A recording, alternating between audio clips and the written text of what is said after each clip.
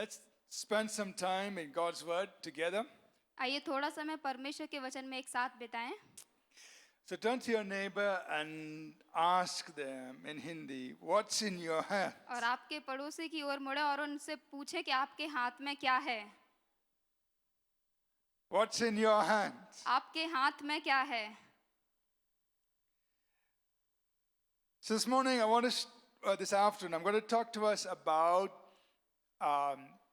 the sermon title is The Rod and the Spear, or you can call it What's in Your Hand. और तो आज दोपहर के समय में जो हमारा प्रचार का शीर्षक है वो है लाठी और भाला, और हम उसे ये भी कह सकते हैं कि आपके हाथ में क्या है।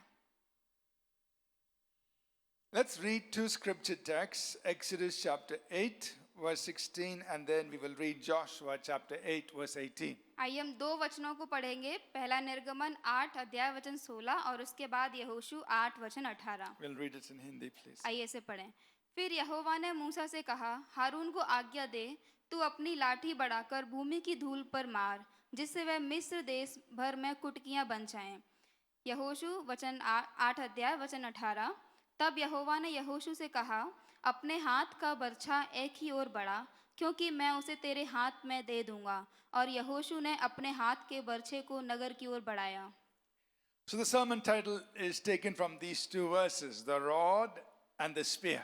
और तो जो प्रचार का शीर्षक है वो इन दो वचनों से लिया गया है, जो कि लाठी और बर्छा जिसे भाला भी कहते हैं। All of us know that when God used Moses, He told him to take a rod in his hand. और हम सब जानते हैं कि जब परमेश्वर ने मूसा को इस्तेमाल किया तो उसने अपने हाथ में उसको लाठी लेने के लिए बोला, And it was called the rod of God.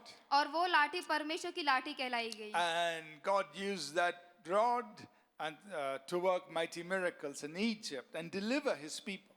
और परमेश्वर ने उस लाठी का इस्तेमाल मिस्र में बहुत ही चमत्कार के काम और लोगों को छुड़ाने के लिए किया। Now Joshua was trained under Moses अब यहोशू जो है मूसा के द्वारा जो है प्रशिक्षित कराया गया for 40 years. 40 साल तक। That means for 40 years he saw Moses, or for a good amount of that time, he saw Moses use the rod. इसका मतलब यानी कि 40 साल या फिर एक अच्छे समय तक जो है यहोशू ने मूसा को लाठी का इस्तेमाल करते हुए देखा होगा। And with that rod he saw God working great miracles. और उसी लाठी के साथ उसने देखा कि परमेश्वर बड़ी ही चमत्कार के कार्य करते हुए। Now we would assume that when Joshua became the leader, he would also take up a rod in his hand like Moses. और तो हम ये अनुमान लगा सकते हैं कि जब यहोशू अगुवा बना वो भी मूसा के समान अपने हाथ में लाठी को लेगा, Because he was trained like that. क्योंकि वो उसी तरह जो तैयार किया गया था। His mentor, Moses, carried a rod. और उसका अगुवा जो मूसा था वो लाठी को लेके चलता था। But interestingly, we see Joshua carrying a spear. लेकिन रोचक तरीके से हम देखें तो जो यहोशू ने है भाला को वो लेके चला। So I want us to think about this. तो हम चाहते हैं कि आप इस बात को सोचें। What insights can we gain as we look at this contrast of the rod and the spear? और तो क्या वो बातें हम सीख सकते हैं जब हम लाठी और भाला इन दोनों चीजों को मिला के देखेंगे। And thank God, Joshua didn't go to battle with a rod in his hands. और हम देखते हैं कि यहोशू जो है वो लाठी को लेके युद्ध करने नहीं गया उसके हाथ में। He may have died on the first battle और हो सकता है वो मर जाता पहले ही युद्ध में। if he went to fight with a rod. और यदि वो लाठी को लेके लड़ने गया होता। What can we learn? तो हम इससे क्या सीख सकते हैं? Firstly, there are new ways and methods of how God works. पहला यह है कि परमेश्वर के कार्य करने के नए तरीके और नई विधियां हैं। Through Moses, he used the rod. और परमेश्वर ने मूसा के द्वारा लाठी का इस्तेमाल किया। Through Joshua, he used the spear. और यहोशू के द्वारा भाले का इस्तेमाल किया। Joshua didn't say, oh, Moses used a rod, so I also have to use a rod. He didn't just simply copy Moses. और तो यहोशू ने ऐसे ही नहीं कहा कि मूसा ने लाठी का इस्तेमाल किया तो मुझे भी करना है। यहोशू ने मूसा की नकल नहीं की। God worked differently through Joshua than he did through Moses. और परमेश्वर ने यहोशू के द्वारा अलग तरीके से काम किया जिस प्रकार से मूसा के द्वारा नहीं किए थे। It was the same word, it's the same anointing, same God, but he's working differently. और वो समान परमेश्वर था, समान वचन, समान अभिषेक था, लेकिन नए तरीके से वो कार्य कर रहा था। And we see this in scripture. और ये हम वचन में देखते हैं। 1 Corinthians chapter 12 verses 4 through 6. पहला कुरिन्थियों 12 अध्याय वचन 4 से 6।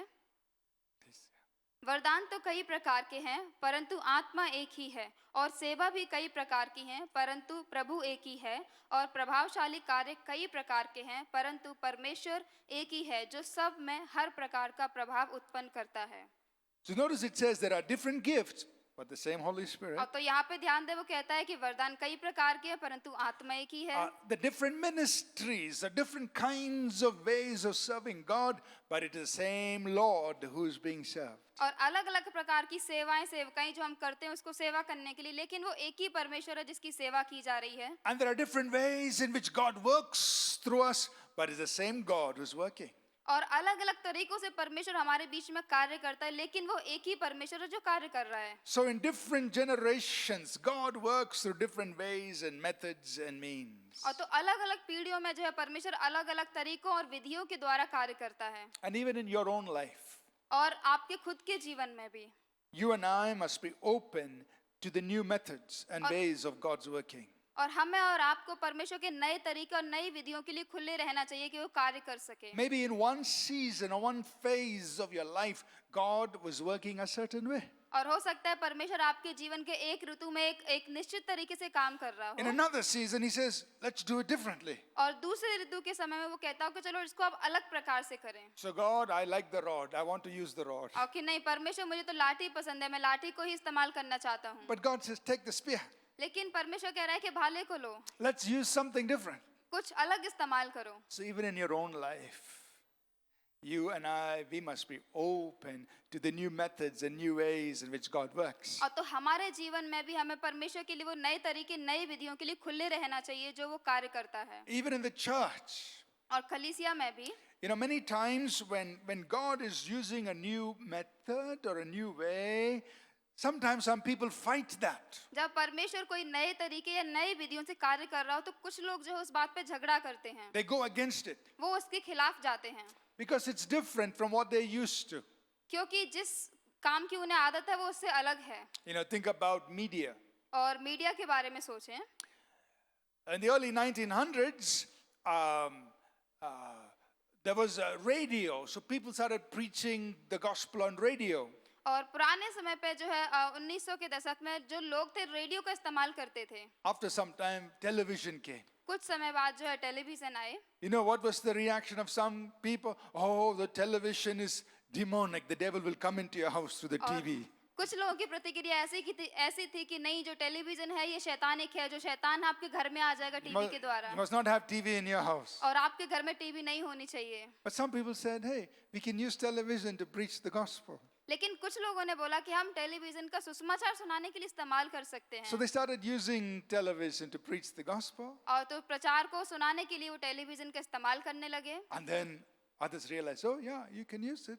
और फिर हाँ, दूसरों ने भी महसूस हुआ कि हाँ, हम इस्तेमाल कर सकते हैं। Then there was the internet. और फिर इंटरनेट आया, So some said, oh, no, the internet is of the devil. Don't use it. और कुछ लोगों ने बोला कि इंटरनेट जो है शैतान का, इसे इस्तेमाल ना करें। And some said, no, we can use the internet to preach the gospel. लेकिन फिर कुछ ने बोला कि नहीं, हम इंटरनेट का भी सुसमाचार सुनाने के लिए इस्तेमाल कर सकते हैं। So they started releasing God's word through the internet. और तो इंटरनेट के द्वारा परमेश्वर का वचन वो जारी करना उन्होंने शुरू किया। And then people said, oh, yeah, we can use the internet. और तो तब फिर समझ में आया कि हाँ, हम इंटरनेट का भी इस्तेमाल कर सकते See, हैं। so God is just, it's the same God, same word, same anointing, but He's using different tool. वो समान परमेश्वर है, समान वचन और समान अभिषेक है, लेकिन वो अलग अलग उपकरणों का इस्तेमाल कर रहा है। And same thing about music. और उसी तरह संगीत के बारे में भी You see, in Bible times, they used simple instruments like the tambourine, the harp, clapping hands, dancing to worship God. और हम बाइबल के समय पे देखते हैं उन्होंने साधारण जो वाद्य यंत्र थे उनका इस्तेमाल किया, जैसे खंजरी या फिर बीड़ा बजाना, ताली बजाना। It is only in about 8700 that they started using the organ in the church. और ये केवल जब ही हुआ था कि जो 700 ईस्वी के शतक में जो है चर्च ऑर्गन संगीत का इस्तेमाल करने लगे। So people said, okay, if you have a church building, you have to have an organ. और तो तब लोगों को ये इस बात में समझ में आया कि यदि आपकी कलीसिया है तो उसमें ऑर्गन होना चाहिए To sing. गाने के लिए। And then in the 1800s, they had a different form of worship which was responsive. That means one person will sing, the congregation will also respond. Remember, in those days, they didn't have LED projectors and songbooks and all that. और फिर 800 ईस्वी की सदी में जो अलग प्रकार की आराधना होने लगी, जो एक दूसरे की पुकार की थी, क्योंकि उस समय पे एलईडी नहीं थे। Later on, बाद में in about 1500, और करीब 1500 सदी में they began to write hymns. वो जो है भजन को लिखना शुरू किया उन्होंने। But even at that time, people had different ideas on how to write hymns. लेकिन उस समय में भी जो है लोगों के पास अलग अलग विचार थे किस प्रकार भजन लिखने उसके बारे में। There was one theologian, his name was John Calvin. He was very strict. Or- He said, you must only use scripture exactly to write hymn. और एक व्यक्ति जिसका नाम जॉन कैल्विन था, वो कि बहुत ही सख्त धर्मशास्त्र था, जो वो कहता था कि केवल हमें भजन को लिखने के लिए वचन जो लिखे हुए हैं उनका ही इस्तेमाल करना चाहिए। Martin Luther lived at the same time. He said, no, as long as the words are expressing what the Bible says, it's fine. और मार्टिन लूथर जो उस समय पे ही रहा था, उसने कहा कि जब तक हम परमेश्वर के वचन का इस्तेमाल कर रहे हैं, तब तक जो शब्द हम उनका इस्तेमाल कर सकते हैं। So even in how to write hymns, people had different perspective, different idea. और तो भजन लिखने के बारे में भी लोगों के पास अलग अलग विचार, अलग अलग नजरिए थे। And then slowly, in the 1700s and 1800s, people started writing hymns more freely. और फिर 1700 और 1800 सदी में जो है लोग बड़ी आज़ादी के साथ जो भजन को लिखना उन्होंने शुरू किया। And many of the English hymns that we sing today were written in the 1700s and 1800s. और उनमें से कई भजन जो इंग्लिश के हैं, जो हम अभी गाते हैं, वो पहले 1800 और 1700 सदी में लिखे गए थे। But till about the mid 1900s, they never allowed drums, keyboard, guitars, not allowed in church worship. लेकिन करीब जो 19वीं सदी थी, उसके बीच में तक जो है उन लोगों ने ड्रम और गिटार ये सब उनको बजाना अनुमति नहीं दिया। Around that time, there was a hippie movement that started off on the west coast of America. और उस समय के आसपास जो है हिप्पी मूवमेंट, जो कि वेस्टर्न साइड से शुरू हुआ अमेरिका की तरफ से। These young people were all into drugs and all of that. ये जो जवान लोग थे, ड्रग और इन सारी आदतों में थे। But there was a pastor by name Chuck Smith who was reaching out to these people and bringing them to Jesus. और लेकिन उनमें एक पास्टर थे जिनका नाम था चक स्मिथ, जो इन लोगों के पास पहुंच रहे थे और इन्हें कलीसिया में लेके आ रहे थे। So these people were getting saved. और तो ये लोग जो है बचाए जा रहे थे। But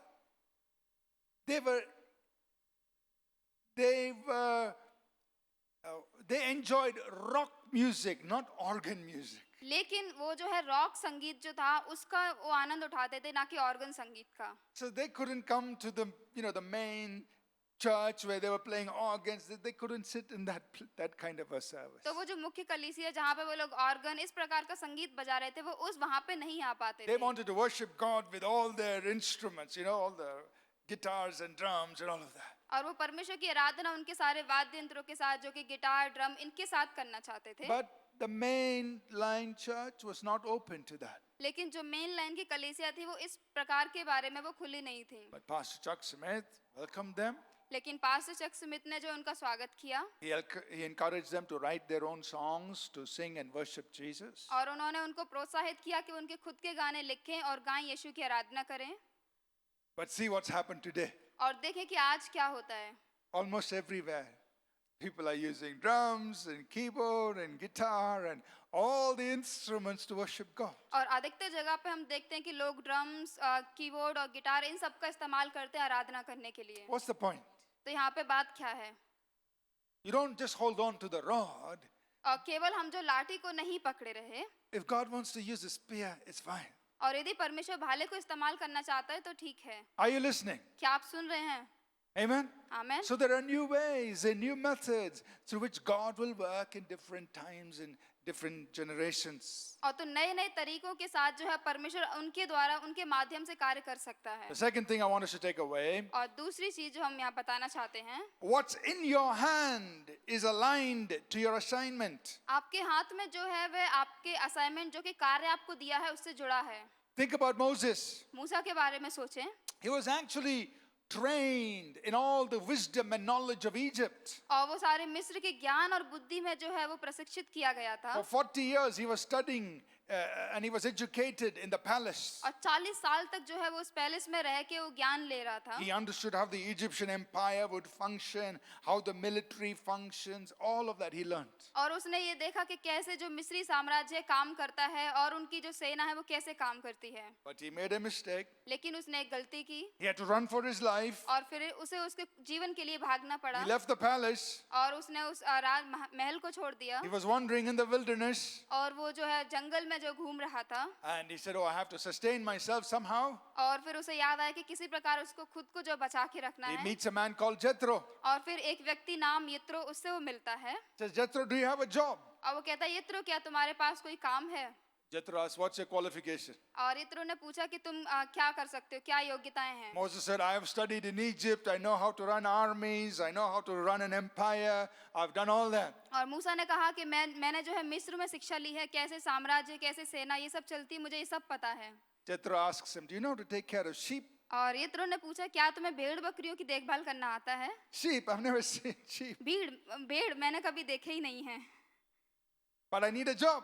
लेकिन मुझे काम की जरूरत है I need any job. और मुझे कोई भी काम की जरूरत है. Jethro has said, I have one job to और take care of sheep. You're ये- interested? यित्रो ने कहा कि मेरे पास एक काम है कि तुम्हें भेड़ बकरियों की जो देखभाल करनी है, क्या उसमें रुचि रखते हो. Moses, what do I need to take care of sheep? और मूसा ने सोचा होगा क्या मुझे जो भेड़ बकरी की देखभाल करने के लिए क्या जरूरत है. Jethro says, find a rod. यित्रो ने कहा एक लाठी ढूंढ के लाओ. And this is not in the Bible. I'm just using my imagination. ये बाइबल में नहीं है, हम केवल हमारी कल्पना का इस्तेमाल कर रहे हैं. It's okay? ठीक है, Go find a rod. जाके लाठी को ढूंढ के लेके आओ. So Moses goes, find a rod. He gets it. Okay, Jethro, I'm ready. मूसा जाके लाठी को ढूंढ के लेके आता है, कहता है यित्रो मैं तैयार हूँ. Next 40 years, he's taking care of sheep और अगले 40 साल तक जो है वो भेड़ों की जो देखभाल कर रहा है, with a rod in his hand. लाठी उसके हाथ में लेके. One day, एक दिन he passes by a bush. और वो एक झाड़ी से होके गुजरता है He probably passed by that many times. और उस झाड़ी से हो सकता है वो कई और बार गुजरा होगा. But now the bush is on fire. लेकिन अब जो झाड़ी है वो आग में थी, वो जल रही थी And God is speaking. और परमेश्वर उससे बात कर रहा था. Moses, I want to use you as a deliverer. और मूसा तुझे मैं छुड़ाने वाला करके इस्तेमाल करना चाहता हूँ. Moses, God, how can I go and deliver your people? और मूसा कैसे परमेश्वर मैं तेरे लोगों को छुड़ा के ला सकता हूँ. God says, Moses, what's in your hand? और परमेश्वर कहता है मूसा तेरे हाथ में क्या है. A rod. एक लाठी. I picked it up to take care of sheep. मैंने इसको जो भेड़ थी उनकी देखभाल करने के लिए इसे लिया.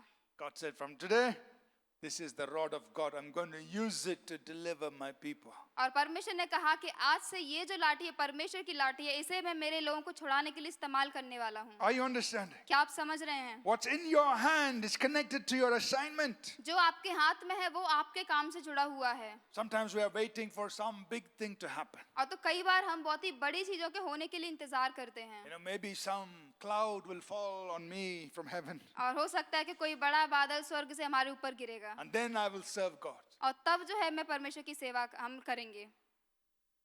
God says, what's in your hand? और परमेश्वर कहता है तुम्हारे हाथ में क्या है, What's in your life? तुम्हारे जीवन में क्या है, The opportunities you have. जो अवसर तुम्हारे पास हैं, The people you know. जो लोग तुम उन्हें जानते हो, The skills you're learning. जो कौशल जो तुम सीख रहे हो, God can use this परमेश्वर इन्हें इस्तेमाल कर सकता है for your assignment. आपके असाइनमेंट के लिए, आपके काम के लिए. Amen? आमेन. Number 3. तीसरा number, God works when you work. जब आप कार्य करते हैं तब परमेश्वर आपके साथ कार्य करता So है. every time God wanted Moses to do something, he said, Moses, go, stretch out your rod. और तो हर बार जब परमेश्वर चाहता था कि मूसा कुछ कार्य करे तो परमेश्वर ने मूसा से कहा मूसा जाके अपनी लाठी को आगे बढ़ाओ. Why did God need Moses to go stretch a stick in front of Pharaoh? क्यों परमेश्वर को जरूरत थी कि मूसा को भेजे जाके अपनी लाठी को आगे बढ़ाए फिरौन के सामने. Nothing magical in that stick. उस लाठी में तो कोई चमत्कारी बात नहीं है, But God wanted Moses, go do it. लेकिन परमेश्वर चाहता था मूसा से कि वो जाके उसे करे. When Moses went and did it, God worked his miracles. जब मूसा गया और उसने किया तो परमेश्वर ने अपना कार्य किया. It teaches us something. ये हमें यहाँ पे कुछ सिखाता है. We are co-workers with God. हम परमेश्वर के साथ सहकर्मी हैं. 1 Corinthians chapter 3 verse 9. पहला कुरिन्थियों 3 अध्याय वचन 9. We are God's co-workers, fellow workers. हम परमेश्वर के सहकर्मी उसके साथ रह के कार्य करने वाले हैं. When we work, God works. जब हम कार्य करते हैं तो परमेश्वर कार्य करता है. Now, there's a story behind almost every church that that we have started here in Bangalore and some other places. और यहाँ पे बेंगलोर में या फिर कई और जगह पे हमने जो कलीसियाँ शुरू की हैं उसके पीछे हर एक कहानी है I'll just share one of these stories. और उनमें से एक कहानी को हम यहाँ पे साझा करेंगे 2001, we started All People's Church in Bangalore in a very small way. और 2001 में जो है बेंगलोर में ये एपीसी चर्च जो उन्होंने बहुत ही छोटे तरीके से शुरू किया At that time, a friend informed us about a place called Darlakata. It was about 12 kilometers outside or away from the city of Mangalore. और उस समय पे उनके एक मित्र ने एक जगह के बारे में उनको जानकारी दी जिसका नाम था दल्लकटा और जो मैंगलोर शहर से करीब 12 किलोमीटर दूर है And he said, you know, that place, they are building new colleges, medical colleges and so on. There is no church. A lot of young people are coming to study, but there is no church. और उन्होंने कहा कि वहाँ पे जो लोग हैं बहुत सारे कॉलेज मेडिकल कॉलेज कैंपस वहाँ पे निर्माण कर रहे हैं लेकिन कोई भी कलीसिया नहीं वहाँ पे बहुत सारे विद्यार्थी हैं We have to start a church. तो वहाँ पे हमें कलीसिया शुरू करनी है I just kept it in my mind. I didn't do anything about it. और तो पास्टर जी ने उस बात को अपने मन में रखा अभी तक कुछ नहीं किया था The next year, 2002, he reminded again, hey, we have to go and start a church there. और अगली साल 2002 में उन्होंने फिर से याद दिलाया कि हमें वहाँ जाके कलीसिया की शुरुआत करनी है So we didn't know anybody there. और तो वहाँ पे वो किसी को नहीं जानते थे But three of us, we got into a bus, we went there, लेकिन वो 3 लोग बस में बैठ के जो वहाँ गए and we just started roaming around. और वहाँ पे आसपास जब वो घूमना उन्होंने शुरू किया I go and see, you know, can we make some friends in this college or make Abo. some friends in that college? जाके ये देखना शुरू किया कि क्या इस कॉलेज में या फिर इस कॉलेज में मित्र बना सकते हैं God, we have to start a church here. और कि परमेश्वर हमें यहाँ पे कलीसिया की शुरुआत करनी So है that day we went around and then we came into a place in that town. I looked up and there was a small video theater. और फिर वहाँ पे वो घूमे और फिर एक जगह को ऊपर में देखा तो जो वहाँ पे वीडियो थिएटर करके जगह थी So it's not like a big theater, small hall. This owner would play the video on a screen and students will come and sit, about 50 students. They could fit in that hall, they'll come and watch movies. और तो वो कोई बड़ा theatre नहीं था बल्कि करीब 50 लोग जो उसमें बैठ सके और जो उनके मकान मालिक थे वो कुछ चलाते थे और स्टूडेंट्स आके विद्यार्थी वहाँ पे देखते थे So we asked them, can we rent this place on Sundays? और तो पास्टर जी ने पूछा कि क्या हम इस जगह को जो किराए पे ले सकते हैं रविवार के लिए Your first show starts at 1 o'clock. और जो आपका पहला उनका शो था वो 1 बजे शुरू होता था So can we use it for 2 hours before that? तो क्या उससे 2 घंटे पहले के लिए हम इसे इस्तेमाल कर सकते हैं He agreed. और वो सहमत हो गए Then we said, okay, we're going to start on a certain weekend, but on the Saturday we want to do a concert. और फिर उन्होंने कहा कि हम इस निश्चित सप्ताह में जो शुरू करने वाले लेकिन उससे पहले शनिवार को हम एक कॉन्सर्ट करना चाहते हैं It's okay.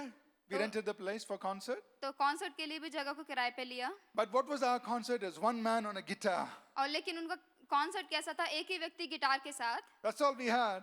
और बस उतना ही था उस समय So we did live in concert, you know, one of our worship leaders on the guitar. और तो लाइव इन कॉन्सर्ट किया फिर उनके जो एक आराधक अगुवे थे गिटार के साथ But about 25 students came और for the करीब concert. और उस कॉन्सर्ट के लिए करीब जो 25 विद्यार्थी वहाँ पे आए We sang, we preached the gospel. We invited them for next day for service. और गानों को गाया और प्रचार किया और फिर अगले दिन रविवार की सभा के लिए उनको निमंत्रण दिया 2 or 3 students came. करीब 2 से 3 विद्यार्थी वहाँ पे आए But we kept the work going every weekend. Somebody will go from Bangalore, take the bus, go to Mangalore overnight, preach, take the bus back that night, come back to और Bangalore. हर एक सप्ताह जो इस कार्य को वो करते रहे बेंगलोर से हर एक हफ्ते में जो है कोई ना कोई जाता था और वहाँ पे सेवा करके फिर वो वापस आते थे But God did wonderful things. लेकिन परमेश्वर ने बहुत ही अद्भुत कार्य किए People got saved. लोग बचाए गए The number of students increased at one point to about 45 students. और जो विद्यार्थियों की संख्या थी वो बढ़ती गई और एक समय पे वहाँ पे करीब 45 विद्यार्थी थे Many years have gone, and today we have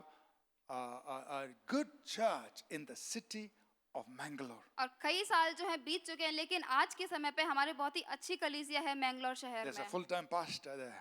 और वहाँ पे एक हमारे फुल टाइम पास्टर भी हैं Pastor John Paul, he teaches online. He's from Mangalore, so he's pastoring there. और जो पास्टर जॉन पॉल हैं जो मैं ऑनलाइन बाइबल कॉलेज में पढ़ाते हैं वो वहाँ पे सेवकाई कर रहे हैं Beautiful church. बहुत ही सुंदर कलीसिया Lots of students. बहुत सारे विद्यार्थी But when we move, God moves. लेकिन जब हम कार्य करते हैं हम चलते हैं परमेश्वर कार्य करता है Are you listening? क्या आप सुन रहे हैं If we had sat here happily in Bangalore, we would not have been able to plant a church there in Bangalore. और यदि हम यहाँ पे बैंगलोर में ही बड़े आराम से बैठे होते तो मैंगलोर की कलीसिया जो है स्थापित नहीं हो पाती Like this story after story of different churches. You have to step out, you have to move. When you move, God moves. तो इसी प्रकार हर एक कहानी से कहानी जो हर एक कलीसिया के बारे में, और जब हम आगे बढ़ते हैं तो परमेश्वर आगे बढ़ता है। Number 4, चौथा number, don't let opposition or past failure stop you. विरोध या फिर पिछली असफलताओं को आपको रोकने ना दें। Try to imagine this in your mind. आपके मनों में इस बात को कल्पना करने का प्रयास करें। The first time Moses went and met Pharaoh, और पहली बार जो मूसा फिरौन से जाके मिला, how would it have been? कैसा हुआ होगा वो, Just imagine. कल्पना करें। Now, Moses goes with his rod in his hand और मूसा जाता है अपने हाथ में लाठी को लेके, and he says, Pharaoh, God said, let my people go. और वो कहता है कि फिरौन, परमेश्वर ने कहा है मेरे लोगों को जाने दे। Moses must have been thinking, I have to tell Pharaoh only once and Pharaoh will say, okay, go. और मूसा इस बात को सोच रहा होगा कि मुझे केवल फिरौन को एक बार बोलना होगा और वो फिर लोगों को जाने देगा, Because God sent me. क्योंकि परमेश्वर ने मुझे भेजा है। Pharaoh says, I'm not letting anyone go. और फिरौन ने कहा मैं किसी को नहीं जाने दूंगा। Moses said, okay, I'll show you a sign. मूसा ने कहा ठीक है, मैं तुम्हें एक चिन्ह दिखाऊंगा, Because God told him to do this. क्योंकि परमेश्वर ने उसे करने को बोला। He threw his rod down. और वो अपनी लाठी को उसने जमीन पे It फेंका became a snake. और वो सांप बन गई। Pharaoh looked at his magicians. और फिरौन जो अपने जादूगरों की ओर उसने They देखा, all threw their rods down. It all became a snake. और उन सब ने भी अपनी लाठियों को फेंका और वो सब भी सांप बन गई।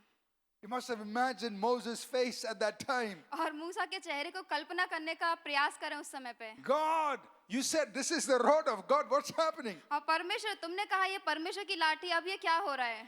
They're also doing the same thing. ये सब भी वही चीज कर रहे हैं। But the rod of God swallowed up those other snakes. लेकिन वो परमेश्वर की लाठी ने उन सारी सांपों को जो था निगल गया। But think about this. इसके बारे में सोचें, 3 miracles that Moses did, those magicians also did. 3 चमत्कार जो मूसा ने किए वो जादूगर लोग भी उनको कर पाए थे। Moses must have been really wondering what is happening. और मूसा सच में सोच रहा होगा कि ये सब क्या हो रहा है। God, you said you will do wonders, but they're also doing the same thing. परमेश्वर, तुमने कहा कि तुम चमत्कार करोगे और ये लोग भी वही काम कर रहे हैं। He could have been quite discouraged. और वो थोड़ा निराश भी हुआ होगा। He must have had a lot of conversation with God. और परमेश्वर के साथ बहुत सारी बातचीत भी हुई होगी उसकी। And I'm just imagining God would said, Moses, go to number 4. और हम ये कल्पना कर रहे हैं कि परमेश्वर बोला होगा मूसा कि मूसा चौथे नंबर पे जाओ, Go to the 4th miracle. चौथे चमत्कार की ओर बढ़ो। So 4th time Moses goes back. और चौथी बार फिर मूसा वापस जाता है That's what God tells him to do. और वो करता है जो परमेश्वर उसे करने को कहता है। And this time the magicians cannot do it. और इस बार वो जादूगर जो लोग थे वो नहीं कर पाए। And they say it's the finger of God. और तब वो कहते हैं कि ये परमेश्वर का हाथ है। Amen. Amen. So what does it teach us? तो हमें ये क्या सिखाता है? Just because you're using a method, a way that God has given you, and there are challenges, you don't give up.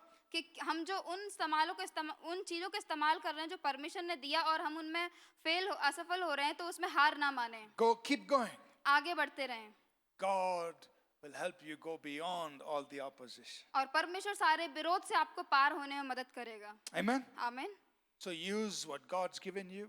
तो जो परमेश्वर ने आपको दिया है उसका इस्तेमाल करें। Do the work God's called you to do. जो कार्य परमेश्वर ने करने के लिए बुलाया उन कार्यों को करें Go past all opposition. और सारे विरोधों से पार होके जाएं। Lastly, number 5. आखिरी 5वां, It's the anointing of the Spirit that makes all the difference. वो आत्मा का अभिषेक ही है जो अंतर को बनाता है। It's not about the rod, it's not about the spear. ये लाठी या फिर भाले के बारे में नहीं है। Those are just tools that God is using through our hands. वो केवल वो उपकरण हैं जो परमेश्वर हमारे हाथों के द्वारा उनका इस्तेमाल कर रहा है। We know that Moses was anointed by God, Joshua was anointed by God. हम जानते हैं कि मूसा परमेश्वर के द्वारा अभिषिक्त किया गया, यहोशू परमेश्वर के द्वारा अभिषिक्त किया गया। So we don't trust the rod or the spear. तो हम लाठी और भाले पे जो अपना विश्वास नहीं रख रहे, We are depending on the Holy Spirit. हम पवित्र आत्मा पे निर्भर हैं। Amen. आमीन। It's not by might, it's not by Zechariah 4, 6 and 7. और जकरिया 4 अध्याय वचन 6 और 7 कहता है It's not by might, it's not by power, but it's by my Spirit. कि ना तो बल से ना शक्ति से परंतु ये मेरे आत्मा के द्वारा है। Use the rod, लाठी का इस्तेमाल करें, use the spear, भाले का इस्तेमाल करें, but depend on the Holy Spirit. लेकिन पवित्र आत्मा पे निर्भर रहें। Amen. आमीन।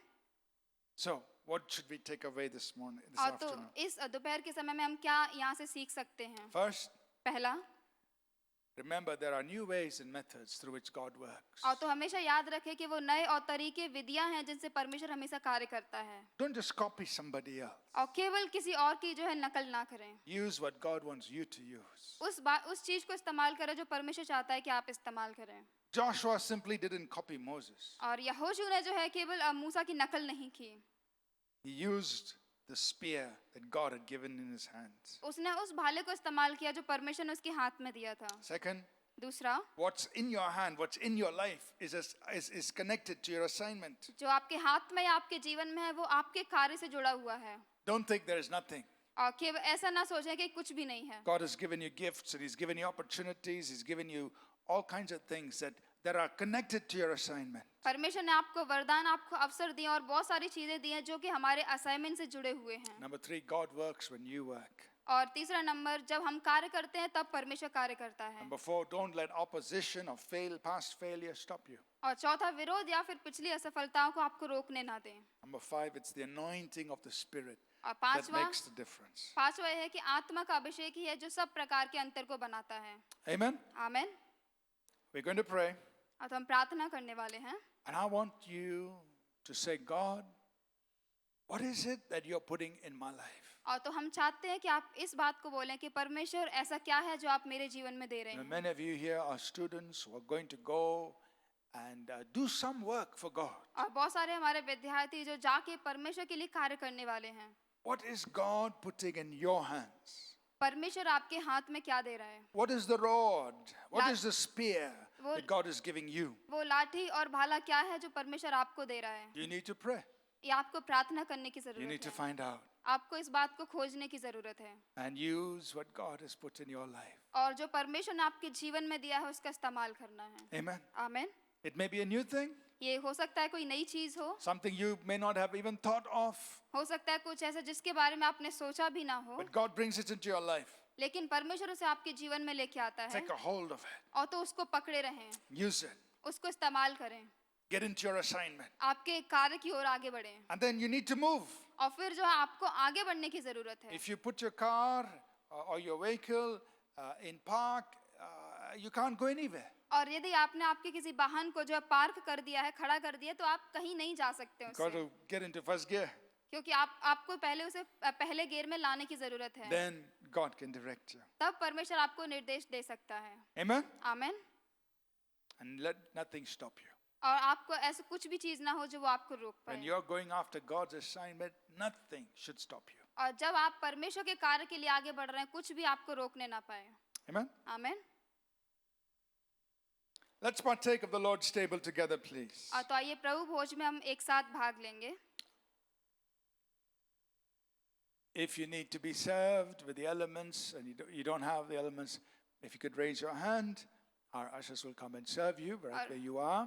और यदि आपको सामग्री की जरूरत है तो आप आके उन्हें हाथ उठा के बता सकते हैं, तो हमारे भाई बहन आपको देंगे। If you just keep your hand, they will see you and come to you.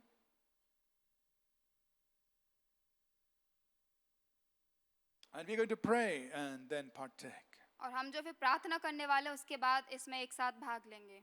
Keep your heart and your ears open to what God speaks to you. आपके हृदय और आपके कानों को खुला हुआ रखें उस बात के लिए जो परमेश्वर आपसे बात करेगा। And if He reveals something to you और यदि वो आपके सामने कुछ प्रकट करता है of how He wants to work, how He wants to move through your life, कि कैसे चाहता है वो आपके जीवन में कार्य करे, आपके जीवन में आपको कार्य करने के लिए बुलाए, take a hold of that. उस बात को पकड़े रहें। Everyone is served. Okay, let's pray आइए प्रार्थना करें and we will partake. और फिर हम इसमें भाग लेंगे। Father, we thank you for these elements that we could use to celebrate the Lord's table. और पिता, हम इन सामग्रियों के लिए धन्यवाद करते हैं जिस हम परमेश्वर के मेज में शामिल होने के लिए उत्सव मना सकते We हैं। sanctify these simple elements of wafer and juice. और इन साधारण वेफर और जूस की सामग्री को हम शुद्ध करते हैं। And even as we partake of it, let the power of the cross of Jesus be administered to each of our lives. और जैसे हम इसमें भाग ले रहे हैं तो आपके यीशु की सामर्थ हम में से हर एक के जीवन में सेवकाई करे। Let our bodies be healed, our minds be healed as we partake of these elements. और जैसे हम इन सामग्री में भाग लेते हैं हमारे शरीर हमारे मन चंगे होने पाए Let every chain, every work of oppression be broken. और हर एक जंजीर और हर एक उत्पीड़न का बोझ यीशु के नाम में टूटे। We welcome you, Holy Spirit. पवित्र आत्मा हम आपको स्वागत करते हैं।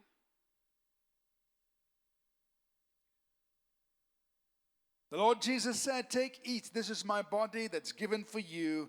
Do this in remembrance of me.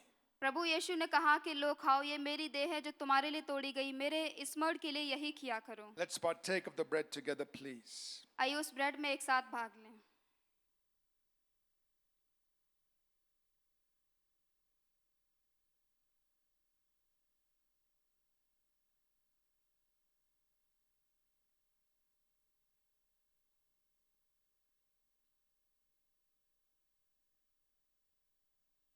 The Lord Jesus said, this is my blood of the new covenant that is poured out for many for the forgiveness of sins. प्रभु यीशु ने कहा यह वाचा का मेरा वह लहू है जो बहुतों के पापों की क्षमा के लिए बहाया गया है। The blood of Jesus Christ, God's Son, has cleansed us from all sin. प्रभु यीशु के लहू ने हमें हर एक पाप से शुद्ध किया है। By His blood we have been redeemed from the powers of darkness. उसके लहू के द्वारा हम अंधकार के सामर्थ से जो हम छुड़ाए गए हैं। By His blood we overcome the enemy. उसके लहू के द्वारा हम शत्रु पे जय पाते हैं। Let's partake of this cup together, knowing what the blood of Jesus has done for us. आइए इस कप में एक साथ भाग लें ये जानते हुए कि प्रभु यीशु ने हमारे लिए क्या किया हुआ है। Let's partake together, please. आइए एक साथ भाग लें।